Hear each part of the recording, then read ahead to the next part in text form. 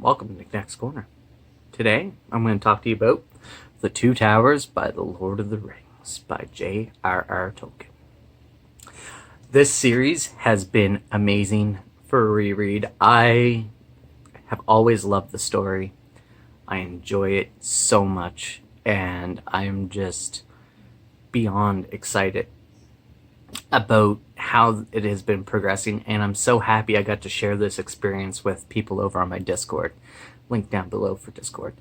My people have been amazing with reading it with me. We have had some really fun discussions. Me and my wife got to sit down and listen to the audiobooks for it back to back and completed it last night, and it was amazing. I love how Tolkien broke up the Two Towers with two big chunks of story. So your first big chunk is the three hunters, Aragorn, Gimli, and Legolas, and Merry and Pippin with the Ents. The second chunk is Frodo and Sam and Smeagol.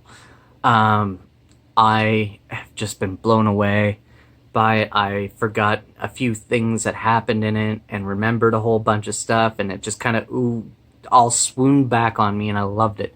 The whole part with like the Grey Company showing up, Gandalf getting the horns to come and fight the Yorks in at Helm's Deep, and the Battle of Helm's Deep was way cooler in the books in my mind, only because you have Aragorn and Éomer going out like screaming their heads off, Elendil for the mark, things like that, and it's just so great. I love it, and it's so much fun. And Gimli ends up getting swept back to the Glittering Caves, which, as we all know, he is in love with the Glittering Caves. He will not stop talking about it. And the competition between Gimli and Legolas was so much fun, and I just love that when Gandalf shows up at the end, it's basically like they've almost already won the war. Like, the Rohirrim did most of the work themselves. And there wasn't any elves, like, in the movie. That's fine, because, well, I guess the Sons of Elrond were there. They showed up, I believe. And they all went about their time there doing that. And at the end of it, they chased the Yorks into the woods, which is great. And then we switch over to Frodo and Sam and their travels, where they come across Faramir, who is a way better character in the book than the movie. They did him so dirty in the movies. He was just such a great character in the book, and I loved him, and he showed his quality, his true quality in the book. And that's something I enjoyed about Faramir. Frodo and I even totally forgot that Shelob's lair happens with Frodo and Sam in the Two Towers, because the movies have skewed my vision of it being in Return of the King.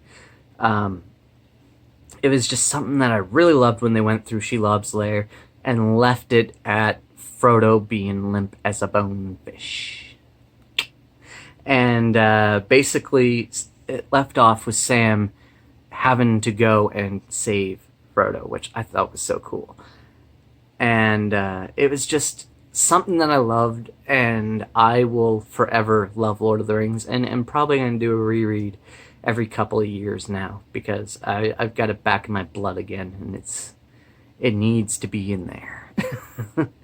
Anyway, guys, I think, I'm giving that a 5 out of 5 stars. It's my favorite books of all time.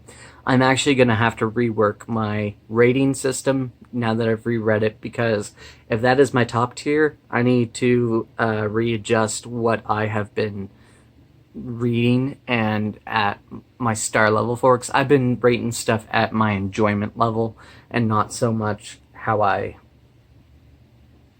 truly feel about the book, about what its bad parts are. I usually give a how much I enjoyed this book review. How much was my enjoyment level. I don't look at it from educational point of view or anything like that. I just look at it as how much did I enjoy it. So, yeah. Anyway, guys, we'll see you on the next one. Have a great day.